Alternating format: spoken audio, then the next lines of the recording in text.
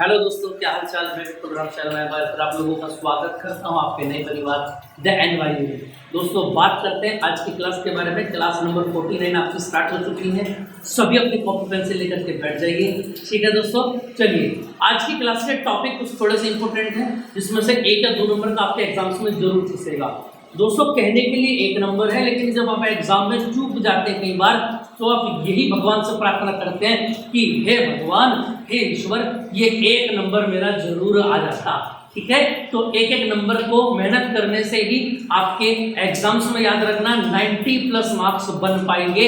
आपने एक छोटी सी कहानी पढ़ी होगी बचपन में कि एक बूढ़ा राजा था और अपने बेटों को उसने क्या किया था, बहुत सारी लकड़ियां एक साथ दे दी थी और उन्हें तोड़ने के लिए बोला गया था, लेकिन वहां उनसे लकड़ियां नहीं तोड़ी गई थी, उसके चारों बेटों से।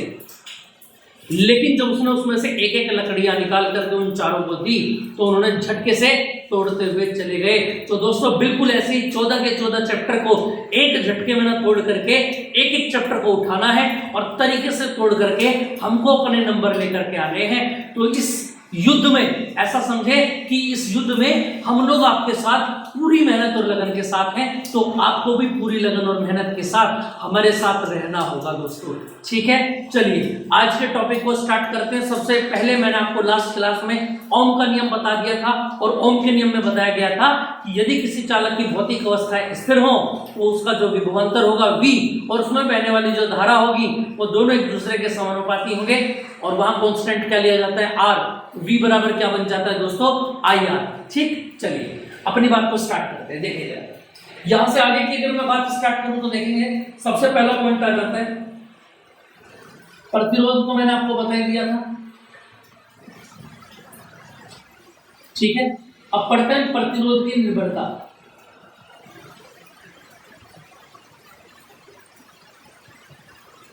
प्रतिरोध का मात्रक क्या होता है अगर मैं बात करूं, मैं आपको बता देता हूं। R बराबर क्या होता है, V/I। धारा के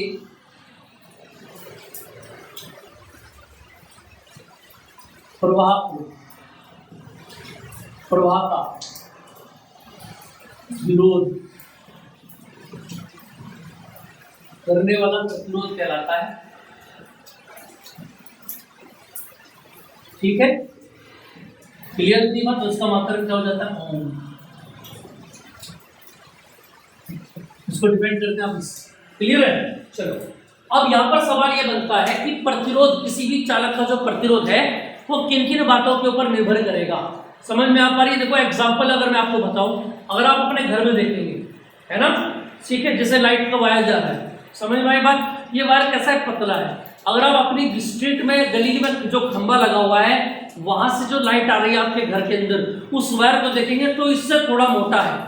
अब आप और बड़ी लाइन में चले आए जहां पर 11,000 या 33,000 का वोल्टेज होता है, जो खेतों के ऊपर तुमने देखा वो आवाजें भी आती रहती है कई बार, तो याद रखना वो उसके तार कैसे होते हैं, और ये मोटे मोटे तारों से बिजली आती है। तो यानी कहने का मतलब यह है कि आपको जितनी बिजली चाहिए, जितनी लाइट आपको चाहिए, उसके अनुसार तार की मोटाई रखी जाएगी, है ना। क्लियर है, समझ में आई बात। अब देखो यहां से हम देखेंगे कि प्रतिरोध किस किस बातें के ऊपर डिपेंड करते हैं। देखिए जरा, यहां से देखेंगे आप, किसी, बहुत ध्यान से समझेंगे बात को। चालक का प्रतिरोध,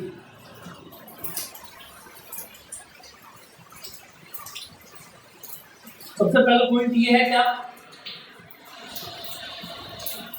कि चालक की लंबाई के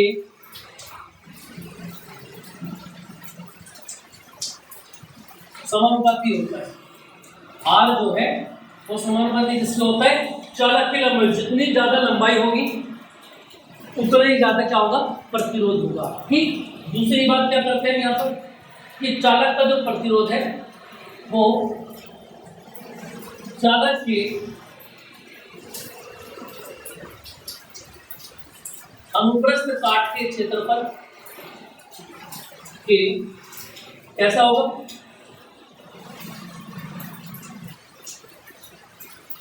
व्युत्क्रमानुपाती होता है। यानी R जो होगा वो इनवर्स होगा किसके, एरिया के क्षेत्रफल जितना कम होगा प्रतिरोध उतना ज्यादा होगा। ठीक, देखिए जरा अगर मैं बात करूं नाउ, अब इन दोनों को जोड़ लेते हैं फ्रॉम फर्स्ट एंड सेकंड, तो आर क्या आ जाता है बताना जरा, L/A के बराबर आ जाएगा, और यहाँ से आपको समानुपात थीटा के बराबर लगाएंगे, है ना, तो कांस्टेंट क्या आ जाएगा, रो।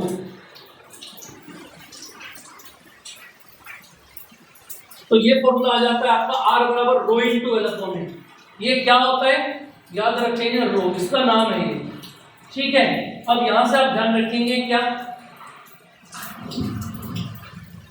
देखो जरा, जहां रो एक नियतांक है जिसे क्या कहते हैं,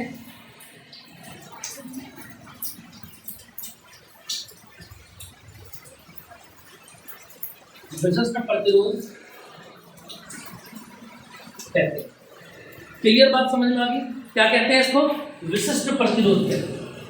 समझ में आई बात, देखिए जल्दी से जरा, अब इससे आगे की बात को स्टार्ट करते हैं। देखिए जरा, इससे आगे की बात को अगर मैं स्टार्ट करूं तो देखना जरा, विशिष्ट प्रतिरोध क्लियर समझ में आ गया।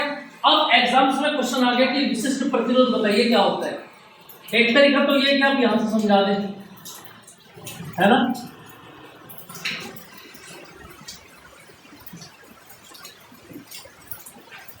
एक तरीका तो ये है कि आप यहां से समझा सकते हैं, लेकिन अगर इस तरीके से बताएंगे तो मेन फोकस किस पर किया जा रहा है, प्रतिरोध पर किया जा रहा है, ना कि रो के ऊपर।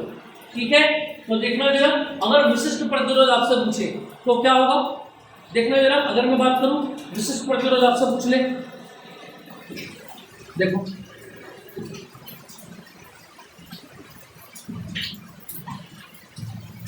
किसी चालक में वैद्युत क्षेत्र की तीव्रता का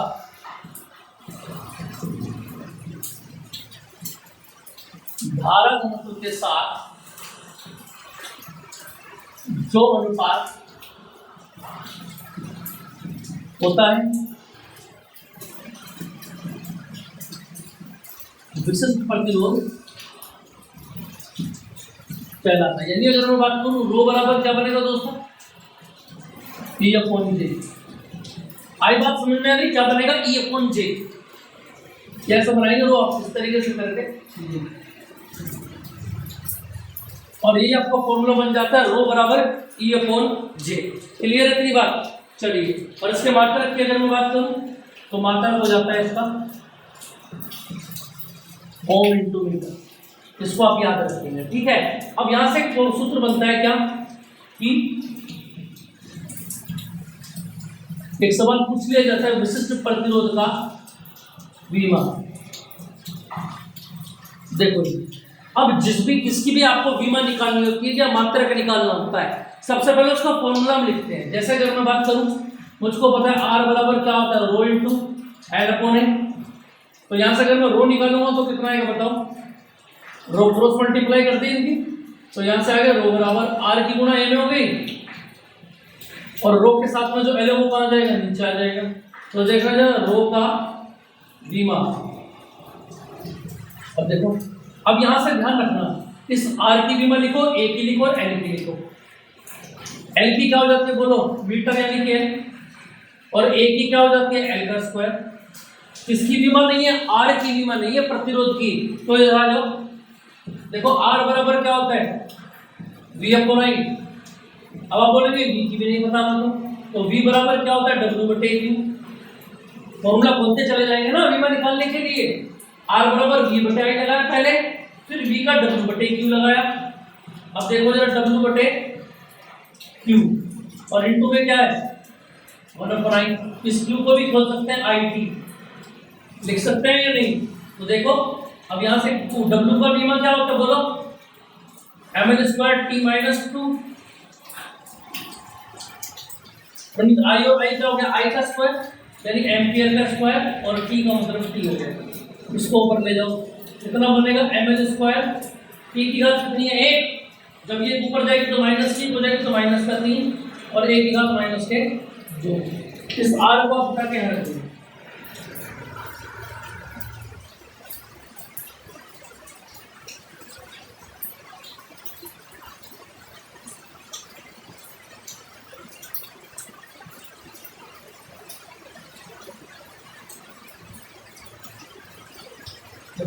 एक आंसर कट जाएगा, 2 और 1 3।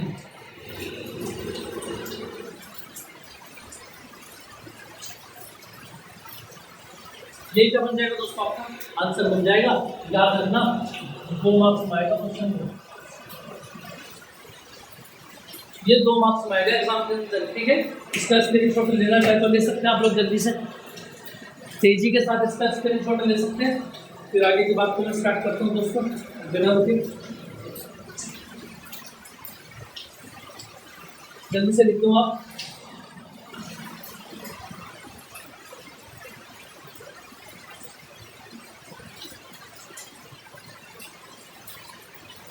क्लियर है? चलिए इतनी बात क्लियर हो जाती है, इसके बाद आगे की बात को स्टार्ट करते हैं। देखिए 1 पॉइंट और बचा है इसमें आपका, फिर उसके बाद नेक्स्ट वीडियो में मैं कंप्लीट करूँगा उसको। देखिए अब अगला पॉइंट क्या बन जाता है हमारा, काफ़ी इंपॉर्टेंट है, 2 नंबर का यहाँ से आएगा, ठीक है, न्यूमेरिकल आएगा इसके ऊपर। और अगला पॉइंट हो जाता है हमारा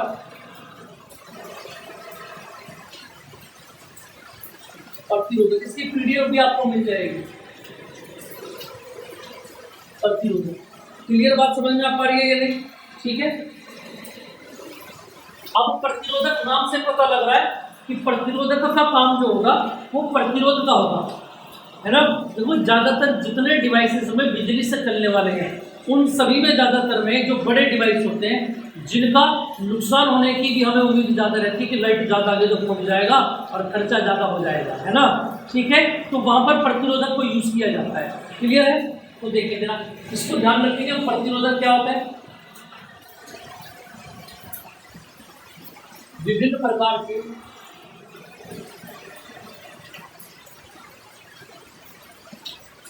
इलेक्ट्रॉनिक उपकरणों, विभिन्न प्रकार के इलेक्ट्रिक उपकरणों में इस युक्ति का प्रयोग किया जाता है। अब याद रखना ये जो युक्ति होगी ये कितने प्रकार की होती है, ये 2 तरीके की होती है।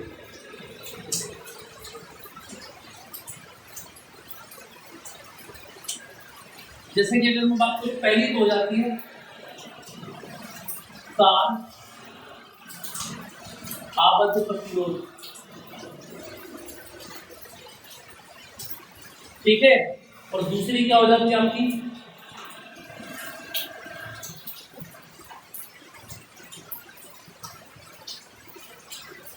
कार्बन प्रतिरोध। क्लियर है? अब देखें जरा, ये जो तार आबद्ध प्रतिरोध होता है इसका एग्जाम्पल क्या होता है, जैसे अगर मैं बात करूं मैग्नीज,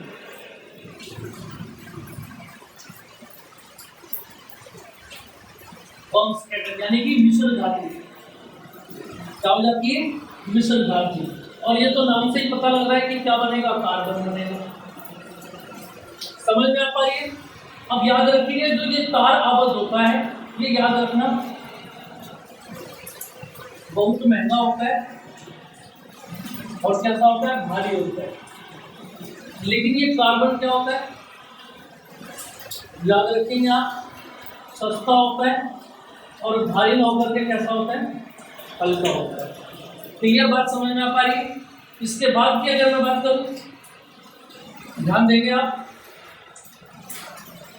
ये 1 ओम से 100 ओम तक को नापने का काम करेगा, और जबकि ये क्या करता है बताओ, 100 ओम से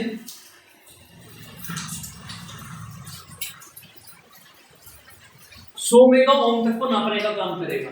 क्लियर बात समझ में आ पा रही है कि नहीं आ रही है? आ रही है बात समझ में कि नहीं आ रही है?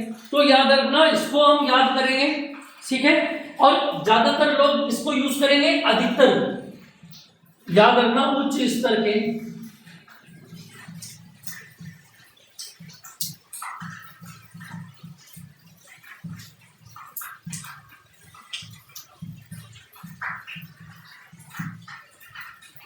कार्बन प्रतिरोध का ही प्रयोग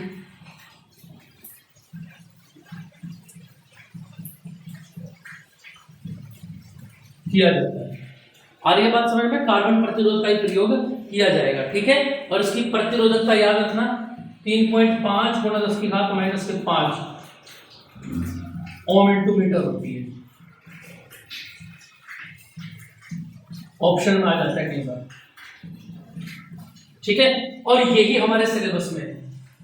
क्लियर बात समझ में आ पा रही है? यही हमारे सिलेबस में है। यहां तक कोई दिक्कत किसी को? इसकी पीडीएफ भी आप लोगों को मिल जाएगी। क्लियर है?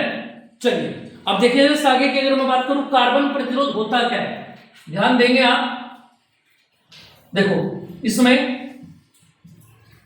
इसकी पीडीएफ भी आपको मिल जाएगी, वहां थोड़ा तरीके से आपको लैंग्वेज लिखी मिलेगी। मैं फिलहाल आपको ग्राफ से समझा रहा हूं, ये इस तरीके का डायग्राम बना के।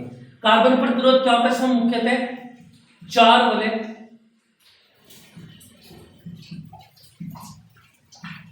होते हैं। समझ में आ रही है बात या नहीं? जैसे कि अगर मैं बात करूं, 4 वलय होते हैं, ए, बी, सी और डी। क्लियर बात समझ में आ पा रही है? ठीक है। वलय ए व बी, वलय ए और बी जो है ना, ये क्या होते हैं याद रखना, इसमें सार्थक अंक होते हैं। इसका जो मान होता है वो क्या होता है? सार्थक अंक का होता है। उसके बाद अगर मैं बात करूं वलय सी, ये याद रखना सार्थक अंकों की दशमलव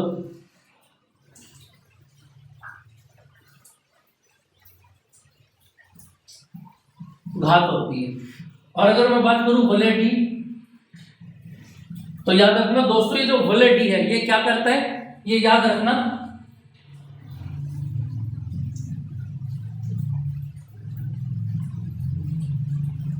शयन शक्ति की प्रतिशतता ये दिखाता है। क्लियर बात समझ में आ गई? और याद रखना इसको निकालने का जो फॉर्मूला होता है, अब इस सबके थ्रू हम क्या निकालेंगे? प्रतिरोध का फॉर्मूला निकालेंगे। और प्रतिरोध का फॉर्मूला होता है आर बराबर, इसको मैं नेक्स्ट वीडियो में कंप्लीट करूंगा आपको, आर बराबर ए बी इंटू 10⁻⁻⁻c, ठीक है, ओम प्लस माइनस डी का प्रतिशत। ये इसका यहां से फॉर्मूला बन जाता है और यही फॉर्मूला आपको याद रखना है। क्लियर बात समझ में आ जाती है दोस्तों? तो इसका आप स्क्रीनशॉट ले सकते हैं बहुत अच्छे तरीके से, ठीक है। और एक बात याद रखेंगे, कार्बन प्रतिरोध कैसे होते हैं? छोटे होते हैं। ये भी पूछा गया एक बार, ठीक है, प्रीवियस ईयर में आया है कि कार्बन प्रतिरोधों का आकार बताइए। क्लियर है? तो छोटा ही लिखेंगे बस, आप इसका स्क्रीनशॉट ले सकते हैं आप, ठीक है। चलिए तो दोस्तों फिर मिलते हैं नेक्स्ट क्लास में। बने रहिए हमारे साथ और बेहतरीन तरीके से तैयारी करते रहिए अपने एग्जाम्स की, पूरे मौज मस्ती के साथ। सभी सब्जेक्ट को इक्वल टाइम दें, किसी एक के पीछे ना भागे। जय हिंद।